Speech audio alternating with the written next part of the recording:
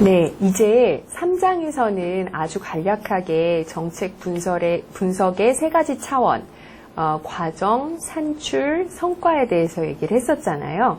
그러면 그 첫 번째 정책 분석의 차원인 과정에 대해서 조금 더 자세하게 설명을 하도록 하겠습니다.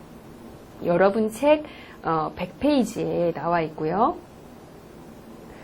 자, 학습 목표를 먼저 볼게요.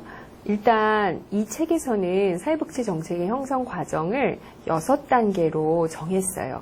이거는 학자들마다 조금씩 다른데 이 책에서는 6단계로 정했으니까 그 순서를 이해하면 되시겠고요. 두 번째는 이 6단계의 첫 번째 단계인 문제 확인 단계에서 사용되는 이슈와 관련된 개념들이 있습니다. 그래서 이슈와 관련된 개념들을 이해하고 설명할 수 있어야 하고요. 그 다음에 이 정책 두 번째 단계가 정책 의제 설정 단계인데요. 이 정책 의제 설정의 방법 3가지를 제가 설명을 할 거예요. 그래서 그 설명을 듣고 그 차이점을 설명할 수 있어야 하고요. 그 다음에 세 번째 단계가 정책 대안 형성 단계이거든요. 그 정책 대안 형성할 때 필요한 작업이 무엇인지를 파악하는 것입니다. 네 번째 단계가 정책 결정 단계예요. 그래서 이 정책 결정 단계에는 6개의 정책 결정 모형을 설명을 하고 있어요. 그래서 그 6개 정책 결정 모형의 개념과 차이점을 설명할 수 있어야 하고요. 그리고 나머지 5단계, 6단계는 아주 간단하게 살펴보도록 하겠습니다. 자, 여러분들 책 100페이지에 보시면 이 얘기가 나와요. 사회복지 정책 형성 과정은 어떻게 보면 의사결정 과정이라는 거죠. 의사를 결정하는 과정이다. 그 의사결정 과정은 사실 정책 형성 과정에서만 나타나는 게 아니라 여러분들이 학생회에서 회의를 하다가도 또 과제 때문에 회의를 하다가도 이런 의사결정 과정이 있어요. 그리고 이 사회복지 정책 형성 과정은 사회문제 해결 방법과 관련이 있기 때문에 사회문제 인식에서부터 정책 형성이 시작된다고 봐야 된다는 것입니다. 여기에 여러 학자들이 다양한 단계로 이제 정책 형성 과정을 설명을 했어요. 디니토 앤 다이라는 사람은 이렇게 5단계로 설명을 했고요. 앤더슨이라는 사람은 이렇게 마찬가지로 5단계를 설명을 했는데 이 사람은 이제 문제 확인 단계가 빠지는 거죠. 이거를 이제 문제 확인을 아젠다랑 이제 거의 같이 쓰고 있고요. 그다음에 스무루드와 나카무라는 크게 3가지 단계로 정책 형성, 집행, 평가 이렇게 돼 있어요. 그래서 이 사람은 어떻게 보면 정책 형성 단계가 우리가 6단계에서 여기까지 정책 형성, 그다음에 정책 집행, 정책 평가 이렇게 보는 거거든요. 근데 이 정책 형성 과정을 이렇게 하나의 단계로 하기에는 이 안에 상세한 다양한 단계가 있기 때문에 이 단계에 대해서 우리는 먼저 확인을 하고 가도록 하겠습니다.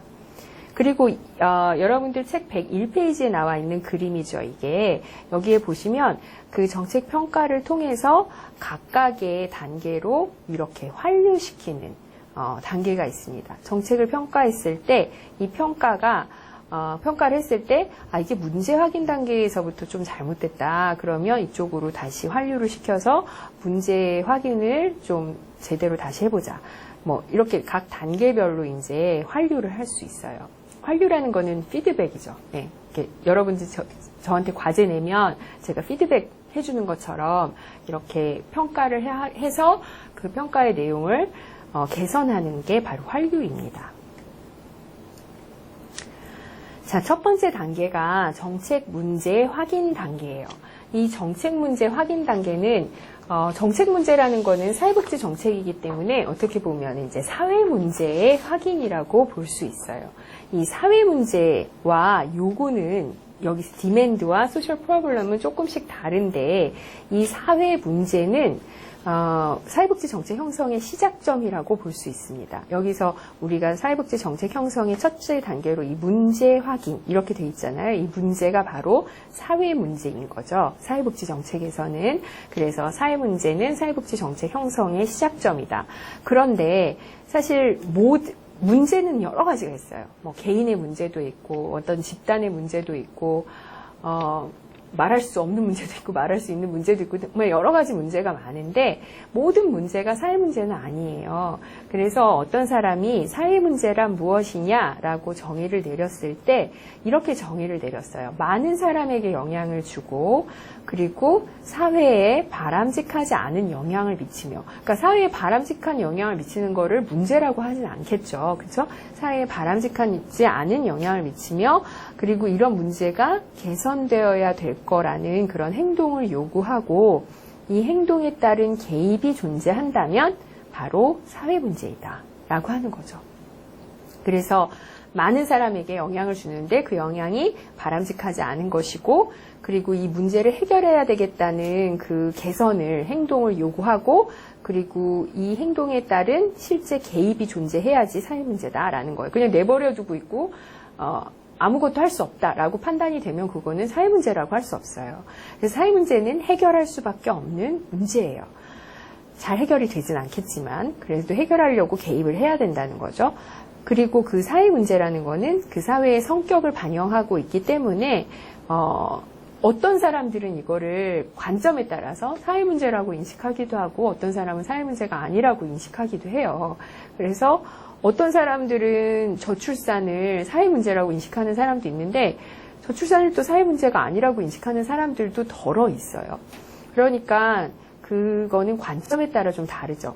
여러분들이 아마 사회학개론이나 이런 과목을 들으셨으면 기능주의 관점, 갈등주의 관점, 상징적 상호주의, 작용주의 관점 이런 것들을 배우셨을 텐데 지금 이 시간에 이것들을 다 설명할 수는 없지만 이게 세 개가 다 서로 다른 관점을 갖고 있거든요. 예를 들어 기능주의 관점은 좀 사회가 기능적이다, 잘 돌아가고 있다라고 생각하는 관점이고 갈등주의 관점은 사회가 계속 갈등을 일으키고 있다라고 좀 부정적으로 보는 관점이거든요.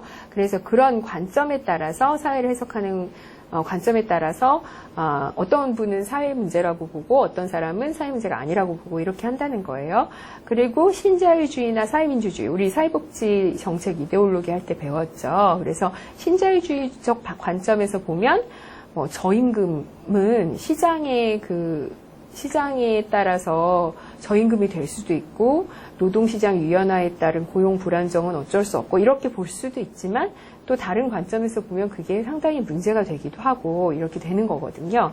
그래서 신자유주의, 사회민주주의 같은 사회체제나 이데올로기에 따라서도 사회 문제가 서로 다르게 인식이 됩니다. 그럼 요구는 뭐냐? 요구, 디맨드는 문제가 해결되기를 바라는 경우에 나타나는 구체적 행위. 예를 들어 어디 이런 문제가 최근에 지난주 토요일에 검찰 개혁을 요구하는 서초역 앞에 시위가 있었잖아요. 그렇죠? 이제 검찰 개혁이 필요하다라는 거를 사회 문제냐 아니냐는 차치하고라도 그런 문제가 있다고 다 알고 있었는데 이 문제를 해결해 달라고 요구하는 게 다양한 방법이 있어요. 청와대에 청원을 넣을 수도 있고요. 청와대 홈페이지에 청원을 넣을 수도 있고 그러면 그 홈페이지에 청원 올리는 것도 요구가 될 수 있어요. 그리고 그렇게 앞에서 시위하는 거 그런 것도 요구가 될 수 있죠. 그리고 어떤 국회의원을 찾아가서 이런 문제를 해결해 주십사 부탁을 하는 거 로비를 하는 거 이런 것도 요구가 될 수 있어요. 그래서 요구는 다양한 형태로 나타나는데 문제가 해결되기를 바라는 경우에 나타나는 구체적 행위 그런 것들이 이제 요구라고 볼 수 있습니다. 자, 그리고 정책 문제에서 또 우리가 알아야 될 개념이 이슈입니다.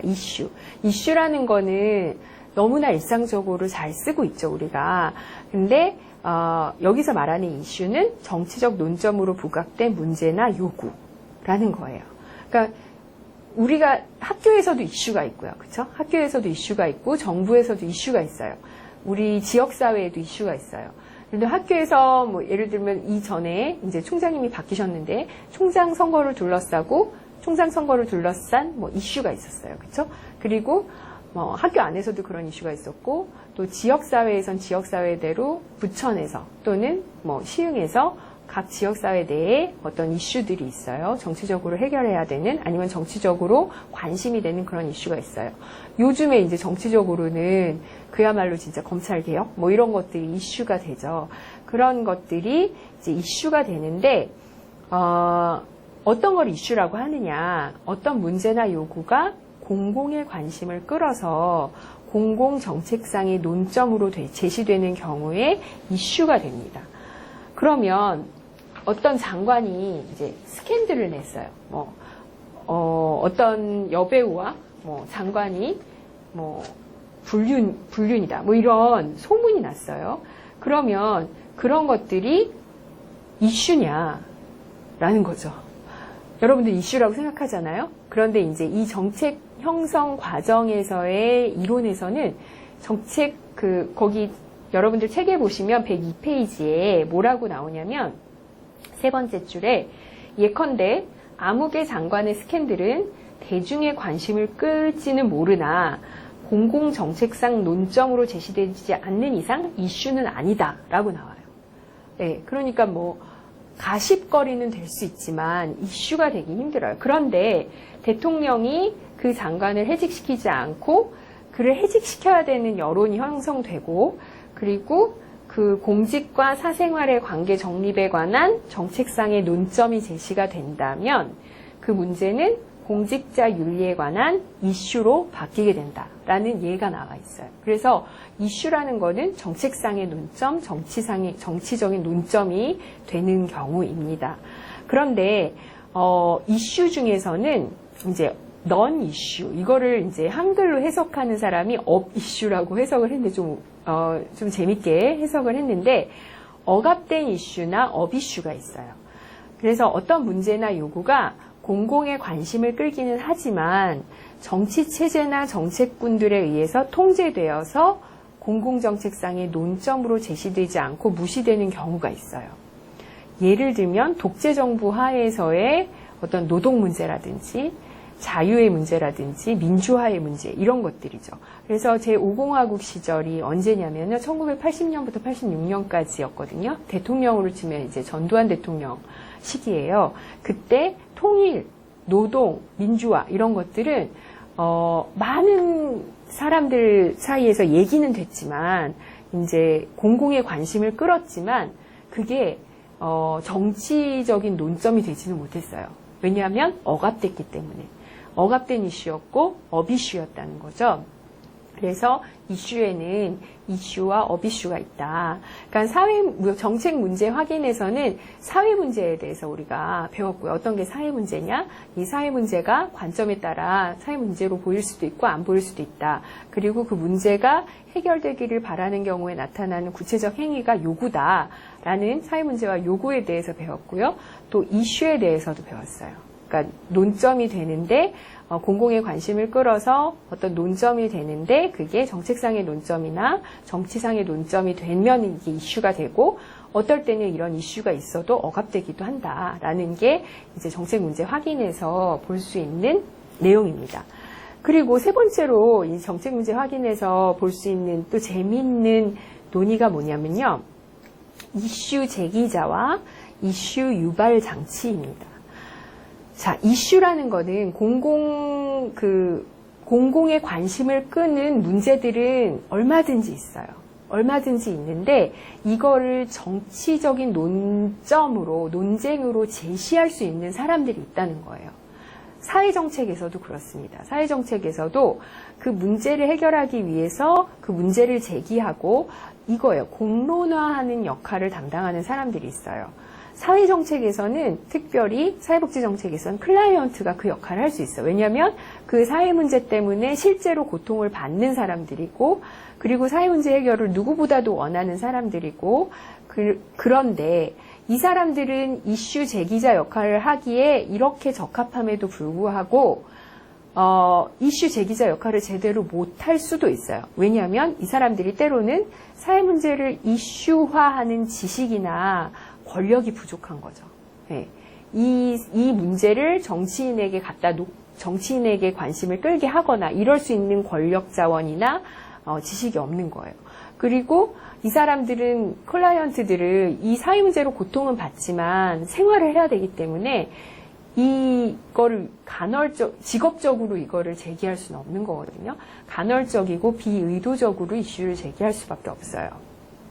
그러면 이걸 누가 해주느냐? 당연히 사회복지 전문가들이 해줘야 되죠. 사회복지사들이나 이 사람들을 가까이에서 볼 수 있는 사람들이 해줘야 돼요. 그래서 클라이언트의 문제나 문제 해결 방법, 그리고 정부 개입의 필요성을 잘 알고 있기 때문에 중요한 이슈 제기자의 역할을 할 수 있어요. 근데 그러면 사회복지 정책에서 이 두 클라이언트나 사회복지 전문가만 할 수 있느냐? 아니에요. 사실 더 정책상의 논점, 더 큰 이슈를 제기하려면 언론이 그런 걸 해줘야 돼요. 그래서 사회복지 문제에 대한 전문성이 있는 건 아니지만 가장 파급력이 있는 이슈 제기자입니다. 그리고 정치인도 그렇게 할 수 있어요. 정치인은 선거 기간 동안에 그 지역이나 지역구 국회의원이다, 지역의 뭐 시의원이다, 구의원이다 이런 사람들은 선거를 하잖아요. 그래서 선거 기간 동안에 국가와 사회의 문제를 제기하고 이를 해결하기 위한 공약을 제시해요. 이걸 어떻게 해결하겠다. 뭐 우리 지역에 사는 노인들을 위해서 내가 뭘 하겠다. 이런 이제 공약을 제시하죠. 그래서 이슈를 제기하고 그리고 정책꾼이에요. 사실 이 사람들은 정책꾼이거든요. 정책꾼이라는 말이 나쁜 말이 아니라 이런 용어예요. 정책과 관련된 사람들이다라는 용어예요. 그래서 정책꾼으로서 이슈가 정책 의제, 이 다음 단계가 아젠다 설정 단계거든요. 그래서 그 정책 의제 형성 단계인데 그 정책 의제에 이 이슈가 포함될 수 있도록 하는 게 바로 정치인입니다. 그럼 이슈 제기자도 있는데 이슈 유발 장치도 있어요. 어떤 경우에 그런 게 있냐면 어떨 때는 영화가 그런 역할을 하기도 하고요. 어떨 때는 연극이 그런 역할을 하기도 해요. 어떤 영화가 선풍적인 인기를 끌게 되면서 그 문제에 관심을 갖게 되는 게 있거든요. 예전 영화 중에 이제 도간이라는 영화가 있었어요. 그 도간이라는 영화를 통해서 그 장애인 시설의 인권 문제가 되게 많이 이슈가 촉발이 됐거든요. 그러면 이거는 영화라는 거는 이슈 제기자는 아니었지만 되게 좋은 이슈 유발 장치라는 게 되는 거죠. 그래서 문제나 요구가 이슈화되는 과정에서 도움을 주는 예기치 못한 사건, 이런 것들이 이슈 유발 장치입니다. 여러분 혹시 송파 세모녀 사건 이런 거 들어보셨는지 모르겠는데 이 송파 세모녀 사건이 복지 수급자는 아닌데 너무 생활이 어려워서 결국은 이제 세 모녀가 죽음에 이르게 되는 그런 사건이었거든요. 그러면서 복지의 사각지대 문제가 제기가 됐고 그게 그 사건으로 인해서 그러니까 그 세 모녀가 죽게 된 사건은 너무나 안타까운 사건이잖아요. 예기치 않았던 사건이지만 그런 사건이 발생을 함으로써 그 기초생활수급자 중에 부양의무자 조건, 부양의무 조건을 폐지하는 거에 되게 큰 일조를 하는 역할을 하게 됐습니다. 그리고 일상적인 문제를 국민들에게 널리 인식시켜서 국민적 반응을 끌어내는 데 작용하는 기재를 했다든지 그리고 사실은 그런 내용도 있죠. 예전에 이제 한 2년 전이었나요? 강남역 살인사건 이런 것도 여성에 대한 폭력으로 인해서 이제 젠더 문제가 되게 많이 이슈가 되고 국민적 반응을 끌어내는데 작용을 했죠. 그리고 공공정책 형성에 대한 압력을 촉진시키는 촉매 역할 이런 것도 이슈가 많이 이슈 유발 장치라고 할 수 있습니다. 그래서 미투 운동이라든지 이런 것도 이슈 유발 장치라고 볼 수 있어요. 자, 그러면 두 번째 단계인 정책 의제 설정 단계로 가보겠습니다. 정책 의제라는 거는 어젠다라고 영어로는 말하는데 공공정책으로 전환되기 위해서 정책 결정자들의 관심을 불러일으키고 논의될 수 있는 상태에 있는, 그러니까 이슈만으로는 안 되고 이슈를 가지고 정책상의 그 논제가 돼야 되는 거예요. 정책상의 논의가 될 수 있는 상태로 어느 정도 정제돼야 되는 거죠. 그래서 정책 결정자들이 논의할 수 있는 상태에 있는 문제, 이슈, 의제들의 목록을 어젠다라고 합니다. 그래서 이슈는 이슈 확장 과정을 거치면서 공공의제에서 정부의제로 옮겨짐에 따라서 정책의제가 됩니다. 정책의제가 돼서 정책군들에 의해서 논의되고 적극적으로 그 해결 방법이 고려된다라고 하는데 여기서 이제 공공의제, 정부의제 이런 것들이 나오죠. 공공의제라는 거는 대중들이 공유하고 있는 정책 논점이에요. 정책상의 어젠다예요. 그러니까 아까 제가 예를 든 것 중에 송파 세모녀 사건이 있었어요. 그러면 사람들이 그 기사를 보고 어떻게 우리나라 정책이 이럴 수가 있지? 이 사람들이 이렇게 딱하게 사는데 왜 정부에서는 아무런 도움도 주지 않은 거지? 라고 사람들이 이렇게 관심을 갖고 있는 거예요. 그래서 이것들을 이제 시민단체에서도 이 문제를 제기하고 막 이러고 있거든요. 그러면 그런 문제들이 정부에서 무시할 수 없는 상황이 되는 거죠. 그걸 이제 공공의제라고 하는 거죠. 그러니까 일반 대중들이 정책의제로 만들어서 막 얘기를 하는 거예요. 그러고서 그게 정부의제로, 정부의 이제 정책을 만들자 이런 움직임이 실제 정부에서, 보건복지부에서 그런 부양 의무자 조건을 폐지해야 되나, 뭐 기초수급자 대상자를 뭐 소득 수준을 높여야 되나, 뭐 이런 식으로 얘기를 하게 됩니다. 정부 의제로 옮겨지면서 정책 의제가 되는 거죠. 그래서 아까 정책꾼 얘기했잖아요. 정책꾼이라는 거는 정책을 만드는데 직접 관여하는 사람들이에요. 그래서 정책꾼들에 의해서 논의가 되고 적극적으로 해결 방법이 고려될 수 있습니다. 이 정부 의제와는 조금 비교되는 게 전문 아젠다예요. 전문 어젠다라는 거는 전문가나 학자에 의해서 다루어지는 어젠다인데 항상 정치인들의 주목을 받지는 않아요. 저도 이 전문가나 학자에 해당되는 그룹이거든요. 그래서 우리들은 이런 여러 가지 연구를 하면서 이 문제 해결돼야 된다, 이 문제 고쳐져야 된다라고 하면서 학회나 아니면 무슨 토론회 같은 데서 얘기를 해요. 근데 그런 학회나 토론회에서 얘기하는 것들이 어떤 경우는 이제 정치인들이 주목을 해요. 그래서 정치인들이 그 학자를 초대해서 의원회관 같은 데서 세미나도 열고 막 이러거든요. 그런데 어떤 거는 이제 학자들끼리만 얘기를 하는 거예요. 그런 거는 이제 전문 아젠다일 뿐이지 정부의 그 정부 아젠다나 정책 아젠다가 되기는 힘든 경우가 있어요. 그래서 그런 게 있고요. 그래서 정책 의제를 설정할 때는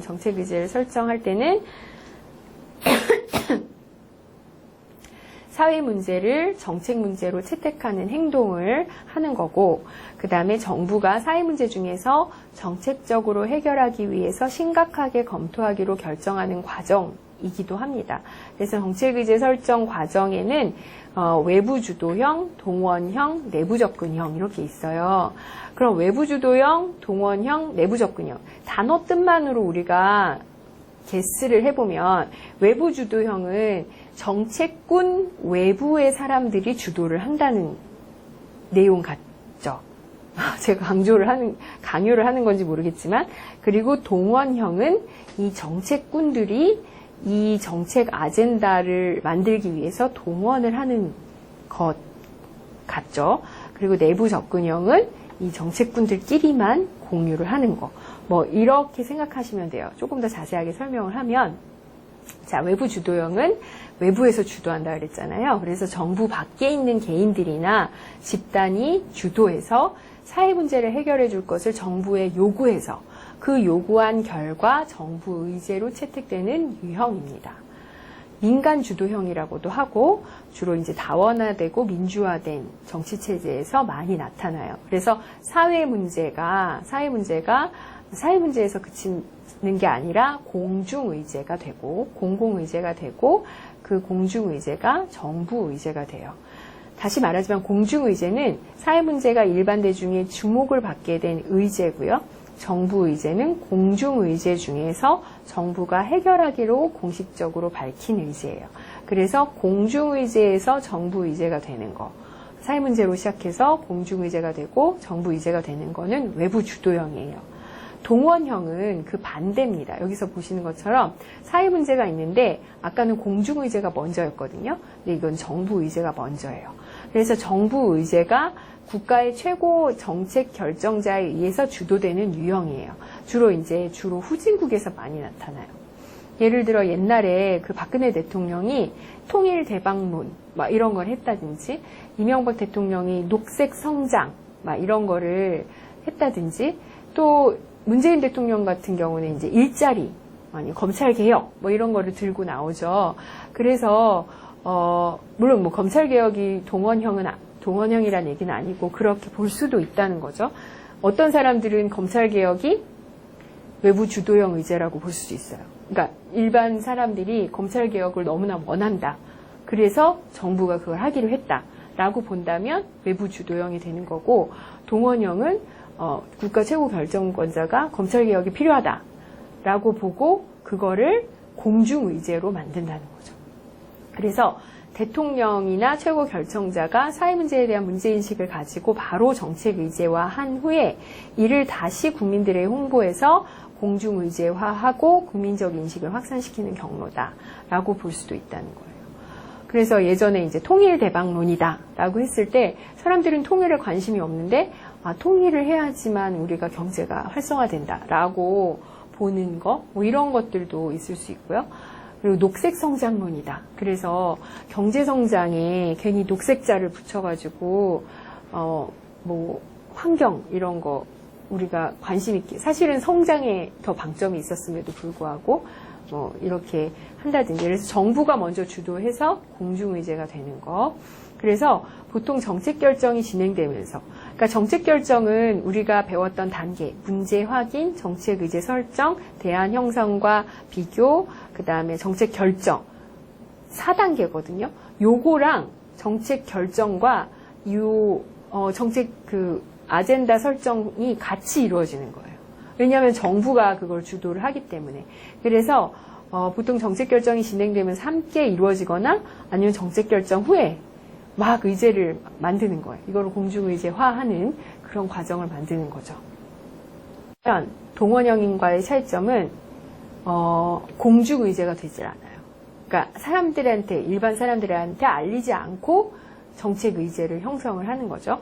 그래서 정부기관 내의 관료 집단들이 사회 문제를 정부 의제화하는 경우가 있습니다.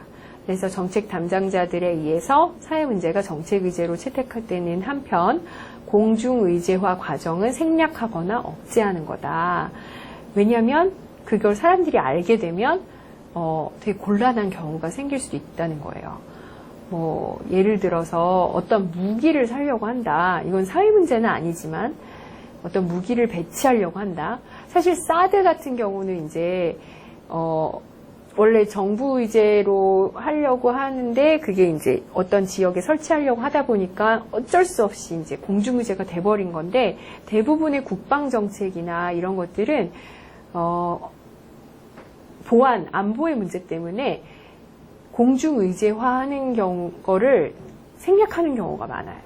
사회정책 중에서도 그런 게 있을 수 있거든요. 그래서 정부가 신속하게 사회 문제를 다루고자 하거나 일반 국민에게 알리는 것이 곤란한 경우에는 관료들이 주도해서 정책을 수행하게 됩니다.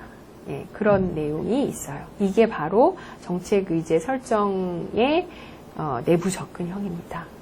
자, 세 번째 단계는요, 정책 대안 형성과 비교입니다. 의제로 설정을 했으면 이 의제를 정책화해야 되거든요. 근데 이 의제를 정책화하는 방법은 상당히 여러 가지가 있어요. 예를 들어 부양 의무자 조건이 문제가 된다. 기초생활보장급여에서 부양 의무자 조건이 문제가 된다라고 했을 때 여러분들 아마 기초생활보장급여와 부양 의무자 조건을 잘 모르는 사람들도 있을 텐데, 지금 현재 생계급여를 받기 위해서는 일정 소득 수준 미만일 뿐만이 아니라 부양 의무자도 없든지 아니면 부양 의무자가 부양 능력이 없든지 해야 되는 경우가 있어요.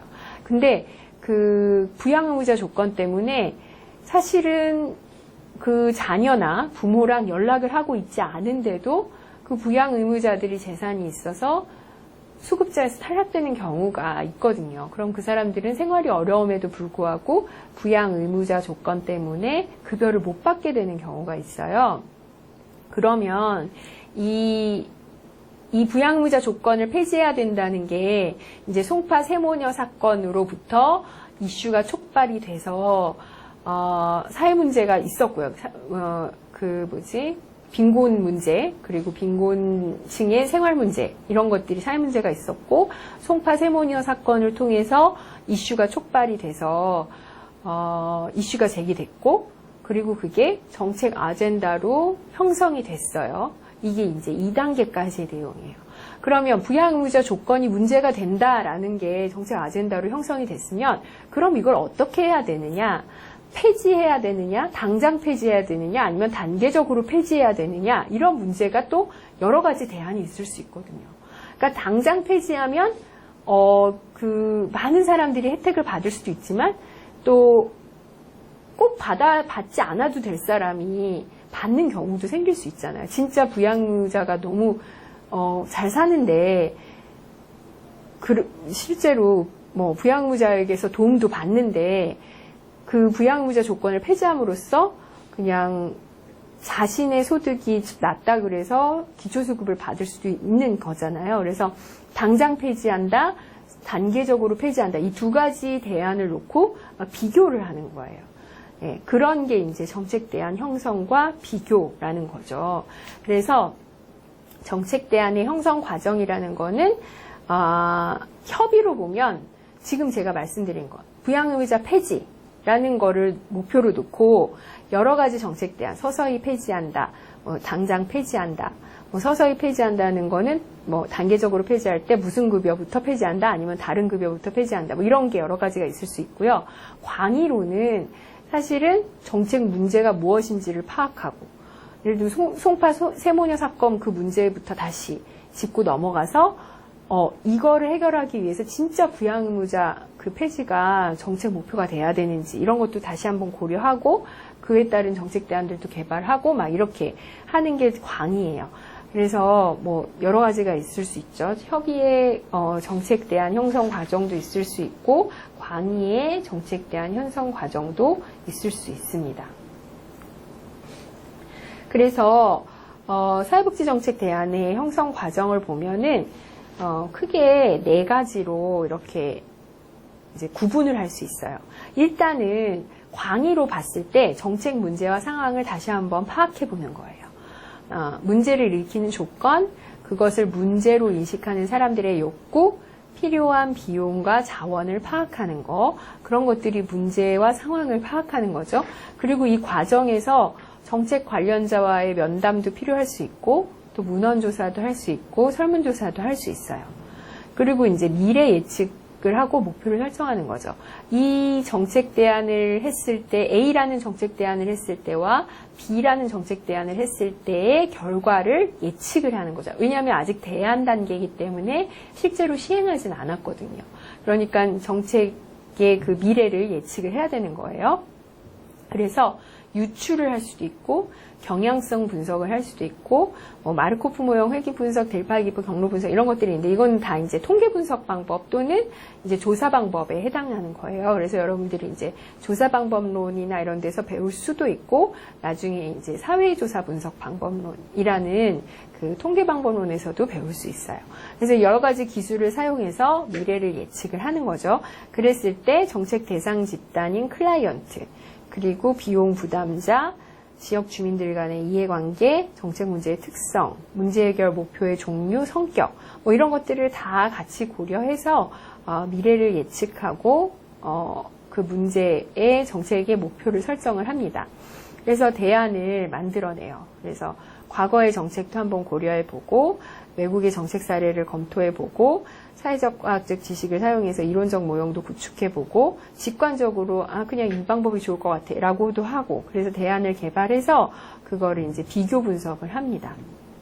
그래서 정책 대안의 우선순위를 A라는 대안과 B라는 대안이 있으면 그거의 기술적 실현 가능성, 실제로 이게 실현 가능한 건지 정치적으로 실현 가능한 건지 이 제도를 법제화하려고 할 때 예를 들면 어떤 정당은 절대 반대니까 이건 절대 국회를 통과하지 못할 거다 이런 거라든지 효율성, 효과성, 사회통합, 형평성 여러 가지를 이제 고려를 해서 비교를 하는 거예요. 비교 분석 기법도 다양하게 있는데 여기서는 이제 자세하게는 설명하지 않겠습니다. 이렇게 해서 정책 대안을 형성하는 과정을 거칠 수 있는데 사회복지 정책 대안을 형성할 때 나타나는 문제점이 있어요. 뭐냐면 아까 여기서 이제 미래를 예측해 봐야 된다 그랬잖아요. 이 정책 문제를 해결하기 위해서 A라는 대안을 제시할 때 그 미래가 어떻게 될 것인가 예측을 해보는데 사실은 실제로 실험해 보지 않는 거잖아요. 그러니까 과학은, 자연과학은 실험이 가능한데 사회과학은 실험이 불가능해요. 그래서 미래 상황에 대한 예측이 정확하지 않으면 않겠죠. 그렇죠? 사회과학이니까. 그러니까 정책 대안의 결과를 비교 분석하기가 어렵고 정책 결과를 계량화하는 데 한계가 있습니다. 정책의 목표는 뭐 예를 들어 무슨 직업훈련을 했다. 직업훈련을 해서 이 사람의 직업 능력이 얼만큼 향상됐다. 라는 정책 목표가 있는데 그 직업 능력을 어디까지 어떻게 측정을 해야 되는지 계량화라는 데 한계가 있고요. 그 다음에 이것도 마찬가지예요. 가치지향적인 정책이기 때문에 어떤 사람들은 보면 이 정책 효과를 되게 후하게 평가하기도 하고 어떤 사람은 이 정책의 효과를 되게 박하게 평가하기도 하고 막 이런다는 거예요. 그리고 이 정책이라는 게 정말 여러 시간을 소비를 해서 여러 시간을 소비하고 여러 가지 실험을 거쳐서 정말 정확한 정책 대안이 나올 수 있도록 하면 좋은데 문제는 사회 문제를 해결하기 위한 사회복지 정책이거든요. 그래서 사회 문제를 그냥 무한정 해결하지 않은 채 내버려 둘 수가 없어요. 그래서 시간과 비용이 한정되어 있는 상황이에요. 그리고 사회복지 정책을 한다고 할 때 국가의 다른 분야 정책과 상충될 수도 있고 목표가 상충될 수도 있고 재정 부족 때문에 정책 우선순위에서 밀릴 수도 있어요. 정책 대안을 막 만들어 놨는데 이런 여러 가지 문제 때문에 나타날 수 있는 어려움이 있다는 얘기예요. 그래서 이런 정책 대안 형성과 비교해서는 이런 어려움이 있다라는 내용입니다. 이어서 정책 형성 과정의 제4단계, 정책 결정 단계에 대해서 설명하겠습니다. 이 정책 결정이라는 거는 아까 3단계에서 정책의 대안들을 형성하고 비교하고 분석한다 그랬잖아요. 그래서 그 정책 대안들 가운데 어느 하나를 결정하는 거예요. 그 결정하는 거 얼마나 중요하겠어요. 그렇죠? 그래서 여기는 이제 정책을 결정할 때 뭘 기준으로 결정을 하는지 그리고 누가 결정하는지에 대해서 크게 두 가지 설명하는데 어떻게 결정하는지를 조금 이론을 예를 들어서 예를 드는 게 아니라 이론에 대해서 설명하도록 하겠습니다. 자, 정책 결정을 한다는 거는 정책 방향, 목표, 정책 내용을 결정하는 거예요. 그리고 정책 결정자가 문제 해결을 위한 여러 대안들 가운데 하나를 선택하는 과정이죠. 예를 들면 국회에서 법률안을 통과시키는 거, 그다음에 대통령이 통과된 법률안에 서명하는 거, 정부 관계자들이 법률, 명령, 조례, 규칙 이런 이제 법의 종류들이거든요. 이런 것들을 제정하는 것, 이런 것들이 바로 정책을 결정하는 것입니다. 근데 이 정책을 결정할 때 뭐를 기준으로 결정을 하느냐? 첫 번째로 나와 있는 게 합리 모형이에요. 합리 모형이라는 건 그 이름에서도 알 수 있듯이 이제 합리적으로 결정을 한다는 거죠. 누가 합리적으로 결정을 하느냐? 자, 보십시다. 정책의 합리적인 측면, 그러니까 최소한의 비용으로 최대의 효과를 달성하는 것으로 접근을 하는데 이때 가정을 하는 거는 이 정책 결정을 하는 사람이 경제적 인간 또는 가치를 극대화하는 결정을 하는 사람이라고 하는 거예요. 그러니까 무슨 말이냐면 최소한의 비용으로 최대의 효과를 얻도록 할 수 있는 사람, 결정할 수 있는 사람이라는 거예요. 그게 바로 경제적 인간, 가치 극대자라는 거죠. 그래서 정책 결정자나 정책 분석가가 고도의 합리성을 가지고 주어진 목적 달성을 극대화하기 위해서 최선의 정책 대안을 찾아낼 수 있다. 이런 전제를 가지고 있는 거예요. 그러니까 정책 결정자가 매우 합리적이고 비용도 얼마나 들지 빠삭하게 알고 있고 이거의 효과도 잘 알고 있어서 이 효과를 내기 위해서 얼마의 비용이 드는지 그리고 이 효과를 최대화하기 위해서 최소한 얼마 비용이 들어야 되는지 이런 것들을 너무 잘 알고 있는 사람이 결정을 한다는 거예요. 그러기 위해서는 해결해야 할 문제를 인식하고 목표를 설정해야겠죠. 그리고 목표를 달성할 수 있는 모든 가능한 대안들을 수립했을 거예요. 그래서 그 대안의 모든 가능한 편익과 비용을 계산을 해서 편익과 비용을 기준으로 최선의 정책 대안을 선택하는 겁니다.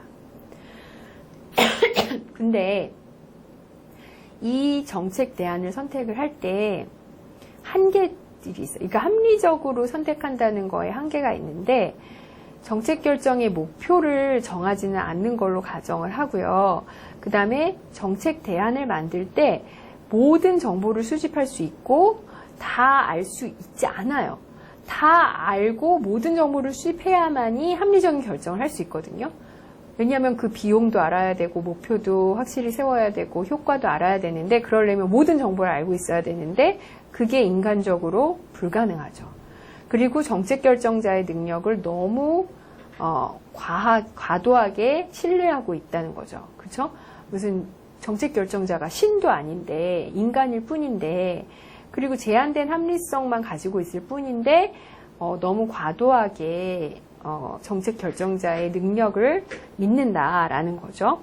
그리고 사실은 합리 모형이라는 거는 정말 이 목표를 달성하기, 이 정책 목표를 달성하기 위해서 아예 처음부터 다시 시작할 수 있어야 되거든요. 왜냐하면 합리적으로 생각했을 때 이제까지 했던 정책은 다 너무 비용이 많이 들고 효과도 없었고 그렇다면 이거는 다 0으로 돌리고 새로운 정책을 만들어서 새로운 해결책을 내는 게 필요해요.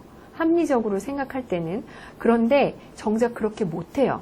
왜냐하면 이제까지 했던 정책들이 비용이 너무 많이 든 거죠. 그거를 그냥 버릴 수가 없는 거예요. 그래서 이제까지 했던 정책들에 든 비용, 그거를 매몰 비용이라고 하거든요. 이 매몰 비용의 관점에서 합리 모형은 너무 비용이 많이 드는 정책인 거예요. 그래서 나중에 이 두 가지가 만족 모형과 점증 모형의 출발점이 돼요. 자, 그러면 만족 모형은 뭐냐? 만족 모형은 여기 보시면 여러분 satisfy라는 말이 만족시키다거든요. 근데 이게 satisfying이에요. 여기 각주에 111페이지 각주에 보시면 satisfying이 아니고 satisfying이거든요. 이거는 만족스럽다라는 의미의 satisfying과 충분하다는 의미의 sufficing이 합성된 단어라는 거예요. 그래서 만족스럽다, 정말 만족스럽다가 아니라 그냥 충분히 만족스럽다라는 거예요. 어느 정도 만족스럽다라는 의미예요. 아, 이 정도면 됐다, 이런 뜻이에요. 그래서 정책 결정자는 제한된 합리성만 가지며 조직에 참여함으로써 보다 높은 합리성, 완전한 합리성이 아니라 보다 높은 합리성을 추구하는 존재다라는 거죠. 그래서 사실 합리 모형에서는 모든 대안들을 다 탐색해서 정말 비용이 적게 들고 정말 효과가 많이 나는 거 하나를 선택할 수 있어야 되는데 여기선 그러지 않아요. 모든 대안을 탐색하지 않고 몇 개의 제한되고 가능한 대안만 고려해요. 그리고 정보의 제약, 미래의 불확실성 이런 것들을 인지하고 있어요. 이런 것들을 갖고 있고 복잡한 상황을 단순화시키고 중요한 요소만 고려해요. 모든 요소를 다 고려하지 않는다는 거예요. 그래서 결과의 극대화 대신에 만족할 만한 수준에서. 그러니까 사실은 한 100을 낼 수 있는데 100을 내기는 너무 많은 자원이 들고 이것저것 다 고려해야 되고 그러니까 한 60 정도만 냈으면 됐다라고 보는 그런 거라고 생각하시면 돼요. 그래서 결과의 극대화 대신에 만족할 만한 수준에서 대안을 선택하는 거죠. 그럼 이것도 한계가 있는 거예요. 뭐냐면 그 만족할 만한 수준이라는 게 뭐냐라는 거예요. A라는 사람이 생각할 때 100이 만족할 만한 수준이고 B라는 사람은 생각할 때는 한 20 정도만 해도 만족할 만한 수준이고 그렇다면 이게 너무 주관적이라는 거죠. 그리고 여기에 보시면 모든 대안을 탐색하지 않고 몇 개의 제한되고 가능한 대안만 고려한다 그랬잖아요. 근데 선택되지 않은 대안들 중에 더 나은 것이 있을 수도 있다는 거예요. 그리고 창의적이고 세신적인 문제를 해결하는 것보다는 보수적인 성향이 있다는 거죠. 그죠? 그냥 할 수 있는 선에서 하자라고 하는 거는 아예 처음부터 다시 시작하자 보다는 보수적인 거죠. 그래서 만족 모형이라는 정책 결정 모형이 있고요. 자, 점증 모형은 점증이라는 말 뜻에서 알 수 있듯이 지금보다 조금 더 낫게 하는 정도만 하는 거예요. 조금씩 나아진다라는 게 이 점증 모형이라는 거거든요. 그래서 목표를 미리 정하지 않아요. 목표를 미리 정하지 않고 지금보다 조금 더 낫게 이런 식으로 정하는 거죠. 그래서 좋은 정책인지 여부는 정책 이해관계자들이 요거보다는 조금 낫게 하자라는 합의에 의해서 달려 있고요. 그래서 대안 분석이 아주 제한적으로 이루어지고 그리고 미래 목표 달성보다는 현재 사회 문제에 대한 개선을 중시하는, 그러니까 미리 예방적으로 뭔가를 선제적으로 하기보다는 지금 있는 거에서 조금 더 낫게, 지금 있는 거 조금 해결하고 이런 식으로 정책을 결정을 한다는 거죠. 이거는 다원주의적 사회의 상호조정을 강조를 하고요. 그다음에 정부가 기존 사업을 유지하면서 소폭의 변화를 추구하는 거고요. 어쩌면 이게 가장 실현 가능성이 높아요. 그러니까 합리 모형은 정말 실현 가능성이 낮고요. 그 다음에 만족 모형도 그거보다는 조금 낮은 단계지만 그래도 더 실현 가능성이 높은 거는, 그리고 많은 정부에서 하고 있는 게 바로 이 점증 모형이에요. 그래서 정치적 실현 가능성이 높고 매몰 비용, 이제까지 했던 비용, 이제까지 들였던 비용, 이거를 다 무시하고 갈 수 없어요. 그래서 이 매몰 비용도 고려한다는 거죠. 그러면 한계는 당연히 뻔히 보이죠. 과거의 정책이 바람직하지 않을 경우에 이거를 없이 하고 해야지 더 개선이 나타날 수 있는데 이거를 끌어안고 가기 때문에 정책 개선을 이루기 어려울 수 있고요. 그리고 실제 과정에서 아까도 얘기했지만 여기에 정책 이해관계자들의 합의에 따라 이 정책이 결정된다고 봤을 때 이 사회적 약자의 목소리가 반영되지 않거나 지금 하던 대로 계속 하기 때문에 좀 여기 예전에 고려되지 않았던 다양한 집단들의 갈등을 극복하기 어렵거나 또 기득권에 유리한 합의를 끌어낼 가능성이 높다는 거죠. 그래서 상당히 보수적인, 그러니까 만족 모형보다도 어떻게 보면 더 보수적인 정책 결정 모형이라고 볼 수 있습니다. 네 번째 모형은요, 혼합 모형이에요. 이거는 합리 모형과 점증 모형의 절충이라고 하는데, 아까 설명했듯이 합리 모형은 정말 합리적으로 결정을 하는 거죠. 모든 것을 이제 다 처음부터 다 생각해서 모든 비용, 모든 효과 막 이런 거 생각해서 하는 거고, 점증 모형은 지금 하던 거에서 조금 더 나아지게 한다는 거죠.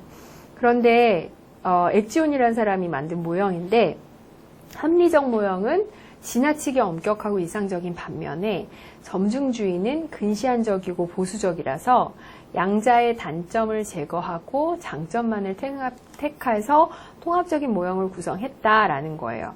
그래서 이걸 어떻게 하냐면 정책 결정을 할 때 아주 거시적인 결정, 큰 결정, 기본적인 결정 이런 것과 아주 구체적이고 세부적인 결정 이런 걸로 나누어서 기본적이고 거시적인 결정은 합리적으로 하고 그 다음에 미시적인 결정은 그 안에서 점증적으로 구체화한다. 그러니까 큰 정책 목표는 되게 합리적으로 고려를 해서 목표를 크게 세우고 그 안에서 있는 세부적인 사항들은 이제까지 했던 정책들 좀 생각해서 한다는 거예요. 자, 이 말 자체가 얼마나 상호 모순적이게 이렇게 서로 섞여 있는지 아시겠죠? 큰 결정은 되게 합리적으로 하고 그 안에서는 기존에 했던 거에서 조금 변화시키고 이런다는 게 두 단계의 구분이 모호하고 통합적이기보다는 약간 순차적인 접근인데 이거를 마치 새로운 구조를 만들어내는 것처럼 설명을 한다는 거죠. 그래서 이것도 한계가 있다라고 보는 거고요. 최적 모형은 합리적 모형과 점증적 모형을 결합하면서 아까 이 혼합 모형에다가 어떤 거를 추가하냐면요. 초합리성이라는 요소를 추가합니다. 초합리성이라는 거는 직관인 거예요. 합리적인 게 아니라 어떤 사람들은 막 이거저거 계산해서 생각하는 게 되게 정확한 사람이 있는 반면에 되게 직관적으로 그 문제를 파악하는 사람이 있어요. 그 직관에 기대는 거죠. 그래서 금전화할 수 없는, 계량화할 수 없는 질적 부분의 최적화를 위해서 정책 결정자의 직관, 판단, 이런 초합리성을 강조를 해요. 그래서 되게 지금까지 해왔던 거와는 전혀 다른 창조성이 필요한 경우에 이런 초합리성이 필요한 거죠. 근데 이 초합리성은 합리성이랑은 달리 기준이 없어서 오히려 비합리적으로 될 수 있다라는 단점이 있습니다. 마지막으로 이 쓰레기통 모형이라는 게 있어요. 쓰레기통 모형이라는 거 말 자체가 너무 재밌잖아요. 쓰레기통. 쓰레기통에는 뭐가 들어가요? 우리 요즘에는 분리수거 하지만 사실 분리수거 한다고 해도 거기 막 이것저것 다 들어가잖아요. 그렇게 생각하시면 돼요. 여기서는 좀 어려운 말을 쓰는데 조직화된 무정부 상태. 조직화된 무정부 상태. 그러니까 무정부 상태라는 건 아놈이라고 여러분 들어보셨죠? 그러니까 막 되게 막 이것저것 다 섞이고 막 얽히고 뭐 질서도 없고 막 그런데 뭔가 규격 안에서 움직이고 있어요. 그런 질서도 없고 뭐 규범도 없는 것 같지만 뭔가 조직화가 돼 있어. 그런 거를 생각하시면 되는데 그럴 때 이제 몇 가지 중요한 요인들이 이렇게 흘러간다는 거예요. 그 가운데 우연히 정책 결정, 뭐 합리성, 만족, 뭐 초합리성 이런 게 아니에요. 그냥 우연히 정책 결정을 한다는 거죠. 이건 이제 과정과 참여에 더 포커스를 맞춘 정책이에요. 일단 여기 보시면 그 4가지 요소가 있는데 정책 결정에 필요한 4가지 요소가 선택 기회, 문제, 해결 방안, 참여자. 요 4가지가 우연히 결합되는 거예요. 어떤 선택 기회가 있었고 그때 이 문제가 하필 이 문제가 막 제기될 때 이 문제에 대해서 논의할 수 있는 기회가 있었고 그때 마침 어떤 좋은 해결 방안이 나왔고 그때 참여자들 중에 막 유력한 정치인이 있어서 이거 바로 정책이 됐다. 뭐 이런 식으로 정말 우연히 그렇게 뭐 제가 설명하는 것 자체가 되게 중구난방이잖아요. 그런 결정을 정책 결정에서도 한다는 거예요. 그래서 4가지 요소는 서로 다른 흐름 속에서 독립적으로 움직이지만 우연히 쓰레기통 속에서 만나게 되면 그냥 정책 결정이 이루어진다는 거예요. 그래서 정치인 이익 집단이 형성하는 정치의 흐름, 언론 클라이언트가 형성하는 문제의 흐름, 관료 연구자 집단이 형성하는 정책의 흐름, 이 흐름이 막 생각해보세요. 여러분은 막 3가지 흐름이 이렇게 막 흘러가고 물이 흘러가고 있는데 거기에 뭐 어떤 깡통이 이렇게 선택 기회라는 깡통이 던져지고 거기에 어떤 문제라는 뭐 이물질이 던져지고 해결 방안 무슨 그물이 던져지고 그리고 그걸 어떤 사람이 끌어냈어요. 그게 바로 정책이라는 거예요. 그래서 진짜 근데 이 쓰레기통 모형을 제가 되게 장난으로 지금 설명하는 것 같지만 실제로 많은 정책들이 이렇게 어떻게 설명할 수 없는 우연한 기회에 의해서 이런 요소들이 서로 만나서 결합해서 결정이 됐다라고 보는 게 쓰레기통 모형이에요. 그래서 요것도 되게 이론이 아닌 것 같지만 무슨 유명한 이것도 어떤 학자가 말한 거예요. 근데 이론이 아닌 것 같지만 상당히 많이 설명력이 있는 모형이다라고 보시면 되겠어요. 자, 그리고 이제 정책을 결정하는 이론에 대해서 설명을 했고요. 이제 정책 네트워크에 대해서 설명을 할 텐데, 정책 네트워크라는 거는 정책 결정 과정에 참여하는 사람들이에요. 그래서 공식적으로 참여하는 사람들이 있고 비공식적으로 참여하는 사람들이 있거든요. 공식적으로 참여하는 사람들은 여러분들이 정책 결정에 이런 사람들이 참여하지라고 생각하는 사람들이에요. 의회, 대통령, 행정기관, 사법부, 그리고 법 제도적으로 정책 과정에 참여할 수 있는 권한을 지닌 무슨 자문위원이라든지 무슨 위원회의 위원이라든지 이런 사람들은 이런 공직자들이 아니어도 참여할 수 있겠죠. 그 다음에 비공식적 참여자가 있어요. 정당, 이익집단 또는 시민사회단체, 언론, 전문가 집단, 일반 국민들. 이런 사람들은 이 공식적 참여자에게 로비라는 게 되게 나쁜 말 같지만 사실은 이제 정치 행위예요. 이 사람들에게 압력을 가한다든지 이 사람들에게 요구를 한다든지 이런 식으로 해서 영향력을 미칠 수 있는 집단이나 사람들이 바로 비공식적 참여자죠. 그래서 공식적 참여자와 비공식적 참여자로 나뉠 수 있어요. 그리고 정책 네트워크라는 게 있는데 이게 뭐냐면 특정 정책 분야에 참여하는 관련 행위자들로 이루어진 집합체예요. 집단이에요. 그런데 이 집합체가 그 성격에 따라서 철의 삼각관계, 정책 공동체, 이슈 네트워크 이렇게 구분이 되는데요. 이 철의 삼각관계와 하위 정보 모형은 같은 말이에요. 이게 뭐냐면 이 삼각이잖아요. 삼각형, 삼각인데 세 개 집단이 뭐냐면 이익 집단, 그다음에 의회 또는 의회의 관련 상임위원회, 그리고 관료. 이 세 조직이 연계해서 상당히 탄탄한 독자적인 협력 체계를 구축해요. 이익 집단이 의회, 예를 들면 이런 거죠. 이번에 그 교육, 유치원 그 파동, 유치원 교육 파동이 났을 때 의회의 어떤 의원이 문제를 제기했어요. 그 유치원 회계나 이런 거에 문제를 제기했는데 그때 의원들이 섣불리 그 법안을 찬성하거나 그러지 못했던 게 이 의원들을 뒷받침하고 있는 이 의원들을 뽑아줄 수 있는 이익 집단이 있는 거예요. 뭐냐면 유치원 연합 회장 이런 사람들이 있는 거예요. 그래서 이 이익 집단이 의회의 압력을 행사하고 또 의회는 관료 조직이 이제 왜냐하면 이 관료 조직도 그런 사업을 갖고 있는 교육부의 어떤 사업을 담당하고 있는 그 세 삼각형 이익 집단, 의회, 관료 조직, 의회, 관료 조직, 이익 집단 이 삼각형 트라이앵글이 너무 단단하게 강고하게 강력하게 삼각형을 이루고 있어서 이걸 깰 수 없다라 그래서 이걸 철의 삼각관계라 그래요. 그래서 이 협력 체계를 구축한 상태에서 그 관계가 견고해서 붙여진 명칭이 철의 삼각관계인데 공식적으로는 하위 정부 모형이라고도 하죠. 예, 그래서 상호간 협조를 통해서 각각의 정치적 지지와 이익을 확보하는 거예요. 그러니까 무슨 말이냐면 이 의원들은 이익 집단의 표가 없으면 의원이 될 수 없어요. 그리고 이 관료 조직은 의회에서 법을 만들어주지 않으면 이 사업을 할 수가 없어요. 그런 식으로 이렇게 삼각형의 그게 이루어지는 거죠. 그리고 이 사업의 성과를 어느 정도 내야지 이익 집단이 그 효과를 그거를 계속 지지하거나 그럴 수 있는 거죠. 뭐 그런 삼각 관계가 있는 거죠. 그래서 제한된 참여 속에서 안정적인 호혜의 고리를 형성해서 해당 정책 분야를 독점적으로 지배한다.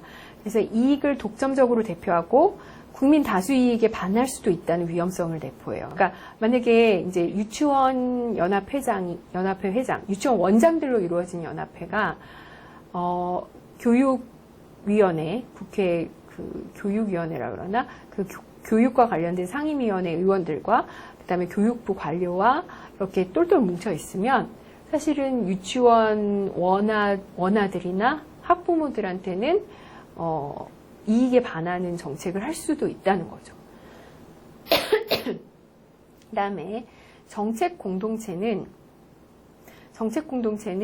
소수의 특권적인 참여자들만이 네트워크에 참여하고 안정적이고 지속적인 관계를 유지한다. 이건 무슨 말이냐면 어떤 정책과 관련해서 이 정책과 관련된 전문가들, 이 정책에 참여해야 되는 뭐 노동자가 될 수도 있고 정책에 따라서 만약 교육자가 될 수도 있고 뭐 이런 사람들이 모여서 이 정책에 대해서 결정하는 그런 네트워크를 형성을 하는 거예요. 그래서 정책 공동체와 이슈 네트워크는 그 폐쇄성에서 되게 차이가 있는 거거든요. 그래서 정책 공동체는 소수의 특권적인 참여자들만이 네트워크에 참여하는 거고, 이슈 네트워크는 다양하고 이질적인 집단이 정책 분야에 진입할 수 있는 여지가 커져서 과거에는 우세했던 집단이나 세력 간의 연합이 점차 어려워지고 있어서 이 정책 공동체보다는 폐쇄성이 열려있는 이제 네트워크가 되는 거죠. 그래서 철의 삼각관계가 가장 견고한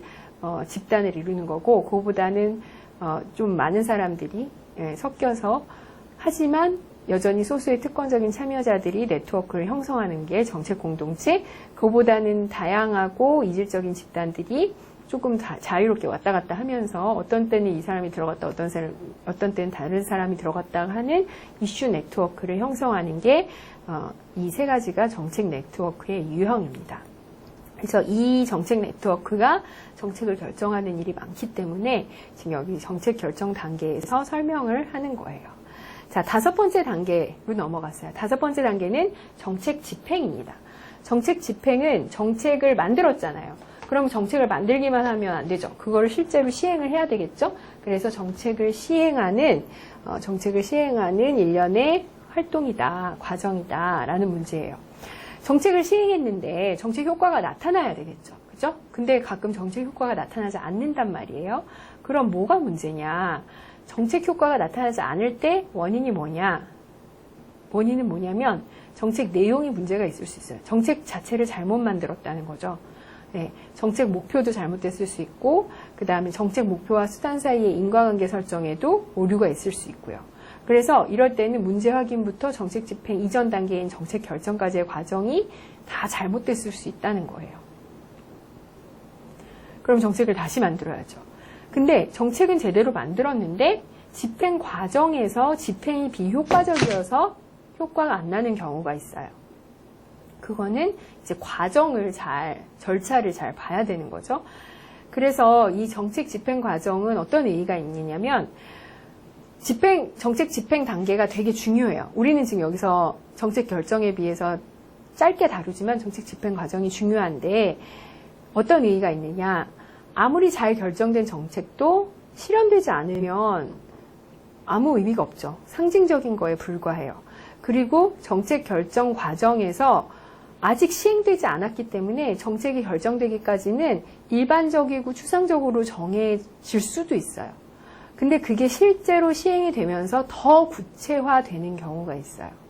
그리고 이 정책 집행 과정에서 실제 사회복지 정책의 그 대상자인 클라이언트와 직접 접촉을 하기 때문에 이 정책 집행 과정이 매우 의의가 있는 거예요. 그러면 정책 집행이 어떻게 하면 성공할 수 있느냐? 첫 번째는 정책 내용이죠. 정책 내용이 과연 일관성 있고 명확하냐.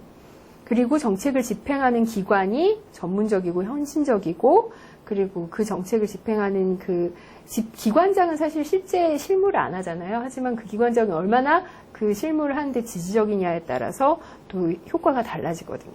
그리고 정책 집행을 위한 자원이 얼마나 풍부한지, 그 다음에 정책 대상 집단이 이 정책을 만들 때 그 예상했던 그 대상 집단의 사회경제적 요인을 다 갖고 있는지, 그리고 이 정책을 아무리 좋은 정책이고 그 정책을 수행하는 전문가들이 아무리 뛰어나고 정책 대상자들도 막 환영한다고 해도 사실은 이게 정치적으로 위태로우면 정책에는 되게 중요하거든요. 그래서 정치적 지지를 받지 않으면 금방 그 정책은 문을 닫을 수도 있어요. 금방 끝날 수도 있어요. 그래서 정치적 지지도 매우 중요합니다.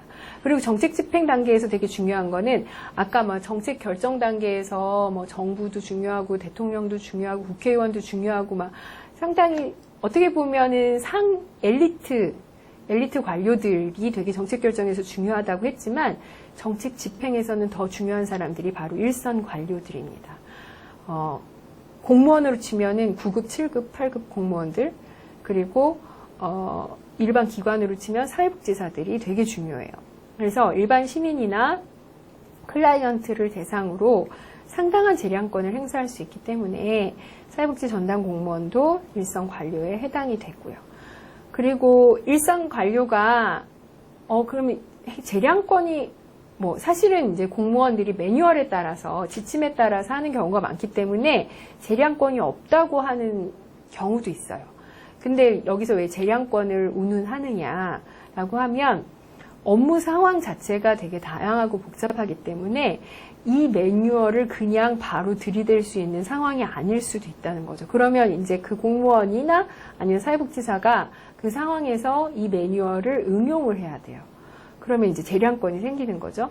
그리고 국민과 직접 접촉해서 인간적으로 업무를 수행하기 때문에 우리가 어떤 사물을 대하는 게 아니라 인간을 대하는 거기 때문에 인간은 변화무쌍하잖아요. 그래서 사회복지사가 이 인간과 어떻게 상호작용을 하느냐에 따라서 정책 내용이 달라질 수 있어요.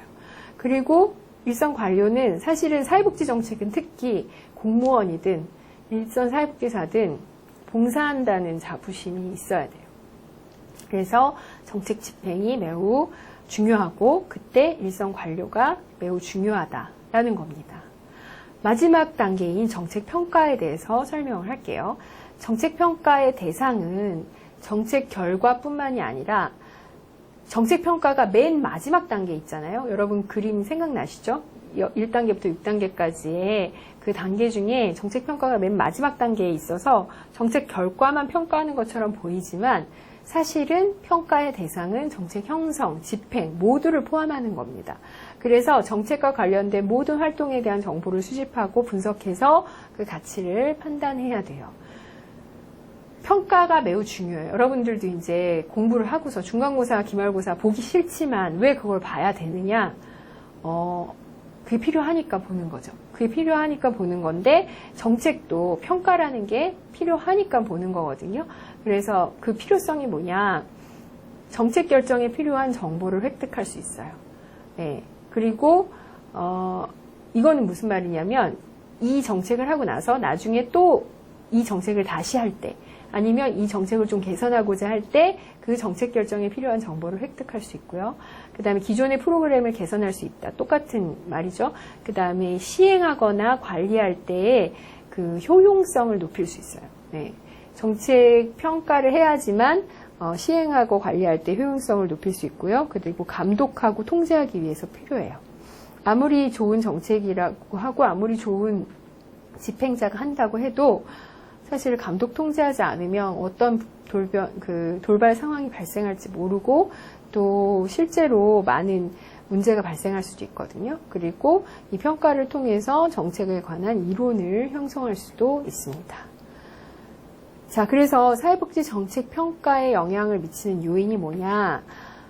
뭐 정책 평가 결과에도 미칠 수 있고 평가 그 과정에도 미칠 수 있는데 인적 요인, 시간적 요인, 기술적 요인, 제도적 요인, 정책 그 자체의 요인이에요. 정책 자체의 요인은 평가 대상 정책 자체가 얼마나 목표와 수단이 명확한지, 그러니까 정책 내용이 얼마나 잘 돼 있는지에 따라서 평가 결과가 달라진다는 거겠죠. 그 다음에 인적 요인은 정책 평가자가 누구냐, 그리고 정책을 담당했던 사람들이 누구냐, 그리고 정책의 대상자들이 누구냐, 그리고 일반 시민들이 이거에 대해서 어떻게 생각하느냐. 이거에 따라서 정책 평가가 달라질 수 있고요.